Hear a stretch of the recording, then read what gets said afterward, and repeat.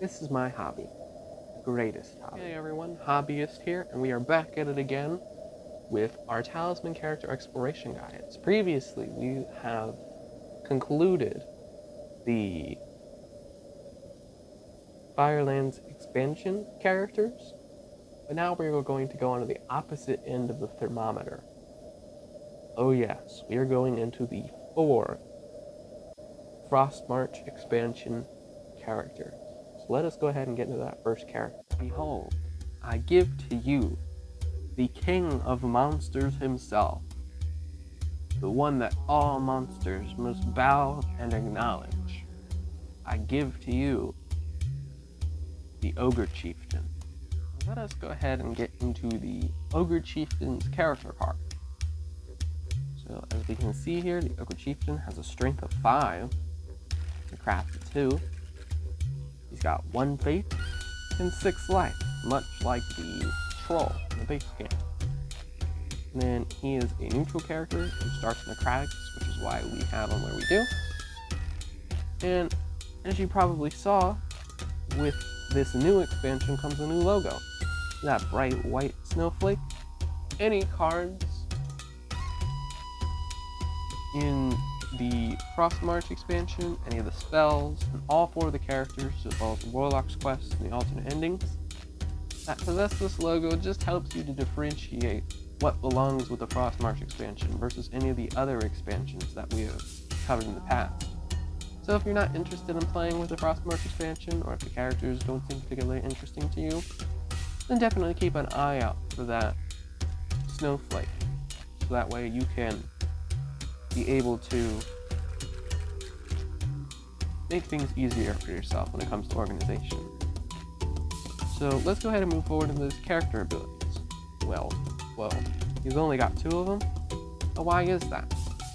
Generally, when it comes to character abilities, the way that characters are structured, the fewer the abilities that they have, generally the higher the quality of the ability. So let's go ahead and get into this first one. Monsters will not attack you, although you may choose to attack them. Does that sound very familiar to you guys? Well, if you have been following our character guides up to this point, the Minstrel has the same exact ability, but it's instead evading dragons. Now, why is this ability a bit more advantageous? Well, I personally think that it's because of the fact that you are a lot more likely to encounter monsters more than you will with dragons, as monsters, especially if you go into the dungeon, or because from the starting position standpoint, right in front of the crags is the entrance to the Highlands. The Highlands has a lot more monsters and spirits than it is for you to get through the Draconic Lore decks and to find a lot of dragons. So being able to evade monsters, is definitely something that you want within your arsenal. Even though it kinda might seem useless at times because the Ogre Chieftain already has a strength of 5. So take with that ability as you see fit when it comes to playing with the Ogre Chieftain. But now this second character ability is very similar to the Minstrel's, but looking at it, definitely has a lot more advantages.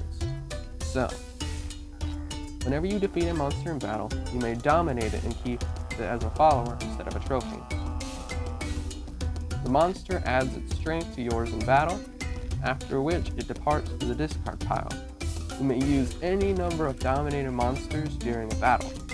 So, based off reading all of that, it's still essentially taming like it is with animals with the Minstrel, but instead of only able to use 1 per battle, being able to use any number of monsters that you've collected under your regime is absolutely phenomenal. Because going back to the base game example, at the very beginning when I showed the Strength 5 Ogre, you're able to beat and dominate the Ogre, then you are able to essentially be able to accumulate way more strength on top of it. So you can add that 5 strength plus add the 2 goblin strength, or add on, essentially snowball with the various trophies. With the various dominated monsters that you have. Because you've essentially outmuscled them and now they all work for you.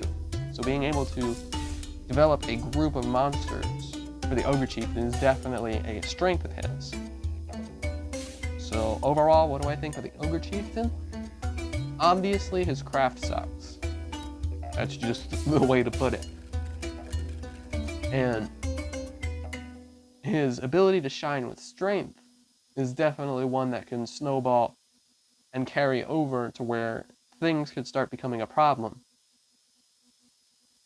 as you get into these other expansions, and especially as you're meeting the alternate ending conditions. So this essentially is the entire kit of the Ogre Chieftain. It's not much to it. Strength is the way to go with him. Being able to collect a harem of monsters. Ooh, that is a poor choice of words. Collect your entourage of monsters. Then essentially you just dominate your way all the way up to the top. But overall, hopefully you guys found this Ogre Chieftain video, even though it's definitely been on the shorter side, being able to realize some of the patterns, some of the similarities, the other characters, and being able to maybe choose the Ogre Chieftain as a pick towards your Talisman adventures. Because sometimes the brute strength characters are the way to go for certain conditions. But just remember that there's a lot of spellcasters. So, I'll go ahead and sign off and see you guys in the next one.